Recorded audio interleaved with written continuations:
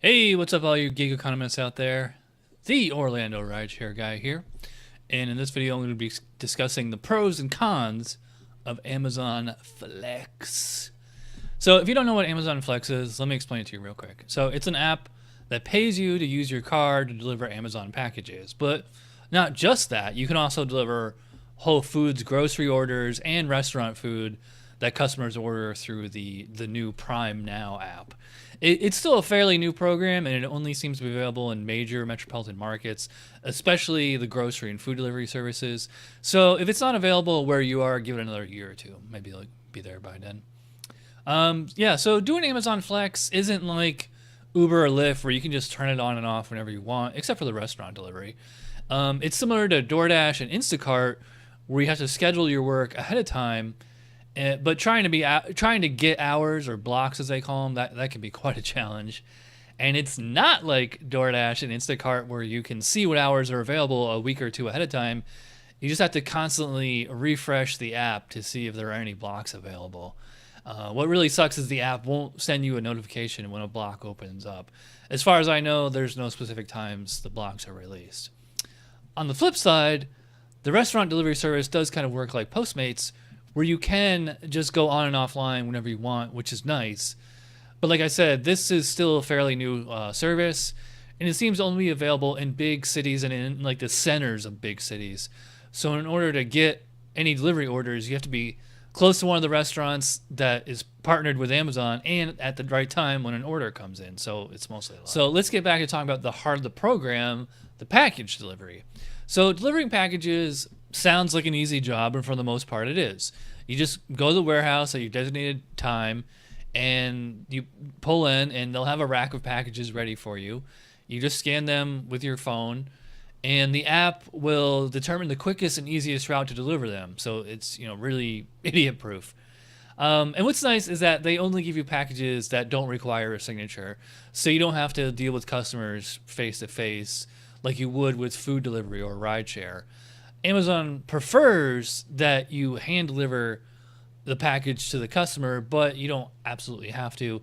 You can just place it on the front porch, take a picture, and you put that in the app and then leave.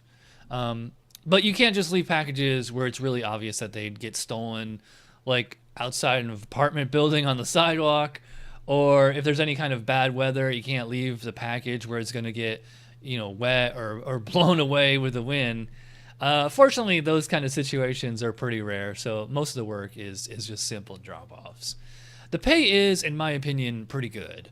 All the blocks that I've had have been $18 an hour, which is more than what I average with the other platforms like Uber, Lyft, DoorDash, etc. I've seen some people on Facebook say they've made $20 or even $25 an hour doing package delivery, and they say $18 is low. I wish I was in that position. But Orlando has the lowest rideshare wages in the country, so it doesn't surprise me that we would have the lowest Amazon Flex wages too. What's nice about the pay system is that you get paid for the entire block, even if you finish early. In fact, I think that's how Amazon incentivizes you to work faster. So let's say you accept a 4-hour block at $72. If you can knock out all the packages in 2 hours, then you really made $36 an hour. Then you have all that extra time to go home or go back to work on one of the other gig economy platforms. So just to recap, here's the upsides to doing Amazon Flex. Date and hours for blocks and their pay are upfront, so you know exactly how much you're going to make. You make more money per hour than you do with most gig economy apps, or at least I do. It's a fairly idiot-proof job because the app figures everything out for you. You don't have to deal with customers for the most part. And if you finish early, you still get paid for the full time that you were allotted. All right, so those were the pros, but let's talk about the cons of Amazon Flex. The app itself is really ugly. It's not very user friendly. The GPS is slow and constantly glitching. And it absolutely destroys your battery life, even if you have it plugged into your car as much as possible. It's kind of like going to a regular day job because you have to be at the warehouse at a certain time. And if you're more than 5 minutes late, they'll cancel your block and you won't get paid. You never know where your route is going to be until you get there. As far as I can tell, they don't match drivers with specific routes. You just get in line and you're just stuck with whatever rack you park next to. So you might end up doing a route where the first stop is 20 to 40 miles away from the warehouse, or you might get one that's right around the corner. Sometimes trying to find a customer's address can be a challenge. The worst is when you get to an apartment building and you realize there's no apartment number on the package. And it's a pain when they live inside a gated community or inside a building that's locked and there's nobody around that you could tailgate in. Sometimes they'll have a directory code or a gate code in the notes, but not always. You can call them to help you out, but I find it's really rare that customers actually answer the phone because they don't recognize the number. And also it's like, 6, 7, 8 o'clock.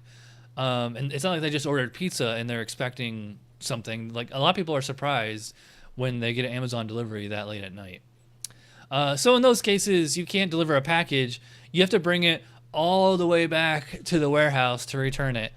Amazon will comp you if you go over your scheduled block time, but it's rare that you go over your scheduled block time. You almost always finish early. I don't know why Amazon won't let us drop undeliverable packages off at a locker and let the staff drivers pick it up the next day. That would be so much more convenient. They should totally do that. Lastly, you just never know how many miles you're going to be driving that day. I live about 30 miles from the closest Amazon warehouse, and my blocks are always during the evening rush, so it's usually a 45 to 60 minute drive just to get there. But what I do is I usually leave about 90 minutes or even 2 hours early and turn on Uber and Lyft with the destination mode set and hope to defray some of those dead miles. And sometimes I do get rides on the way there, and sometimes I get rides on the way back. But if you live close to an Amazon warehouse, that's great, but you could still get stuck with a route all the way out in the middle of nowhere. There's just, like I said, there's just no guarantee where you're going to go. So let's quickly recap the downsides to Amazon Flex. It's very difficult to get blocks with any kind of consistency. The app itself is awful. If you're late, you're screwed. Every route is a gamble as to where you're going. You might not be able to complete every delivery, and then you have to bring the returns all the way back to the warehouse. You may put a lot more miles on your car than you want. So Amazon Flex definitely is a gamble, just like any of the other gig economy jobs. There's no guarantee everything is going to go smoothly. But the biggest difference is that you know exactly how much you're going to make right up front. So it seems like more of a sure thing. And speaking of gambling, whenever you're lucky enough to open your Amazon Flex app and see a block available, it feels like you just won a jackpot on a slot machine or something like that. It just sucks when you see blocks available and you realize they're for warehouses literally 100 miles away. Or it's like when you see blocks are available that you just can't do for whatever reason. They just conflict with your schedule. So is Amazon Flex worth it? For the most part, I would say yes. I like that the job is ridiculously easy to do, and the pay is what I would consider relatively high. Not having to deal with customers is nice, and when I do have to interact with them, they're usually nice because everyone loves getting packages from Amazon. It's just, do not go into this job expecting it to be a consistent, solid, steady thing. You get much more consistency out of Uber, Lyft, DoorDash, and all those things. I'll make another video talking about how Amazon Flex could be improved, but until then, I hope this has been helpful for anyone considering doing this job. If you're already an Amazon Flex driver, let me know if you agree or disagree with my take, and if I forgot to mention anything. Be sure to check out some of my other videos on the gig economy life, wherever I put them. And as always, thanks for watching.